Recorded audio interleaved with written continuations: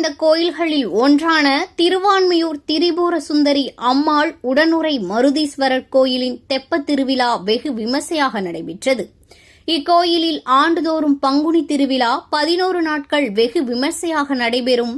அந்த வகையில் இந்த ஆண்டு பங்குனி திருவிழா கடந்த 23ஆம் தேதி கொடியேற்றத்துடன் துவங்கி நடைபெற்று வருகிறது. அக்கோயிலின் தெப்பக்குளத்தில் சிவபெருமான் தெப்பக்குளத்தில் உலா வந்து பக்தர்களுக்கு காட்சியளித்தார்.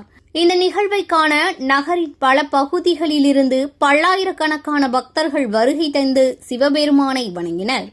சிவபெருமானை தரிசிக்க சென்னை நகரின் பல்வேறு பகுதிகளிலிருந்து வந்திருக்கும் பொதுமக்களுக்கு வழிநெடுக அன்னதானங்கள் வழங்கப்பட்டது. பக்தர்கள் நீண்ட வரிசையில் நின்று அன்னதானங்களை பெற்று சுவைத்து சென்றனர். அருள்மிகு திரிபுர சுந்தரி அம்மா மருதீஸ்வரர் கோயிலில் நாங்கள் அன்னதானம் பண்ணிட்டு இருக்கோம். தெப்பத் திருவிழாவை முன்னிட்டு அது நாங்கள் 5 வருஷமா பண்ணிட்டு இருக்கோம். அது பண்றது மூலமா எங்கள் குடும்பத்தில் எல்லாருக்குமே சந்தோஷம்.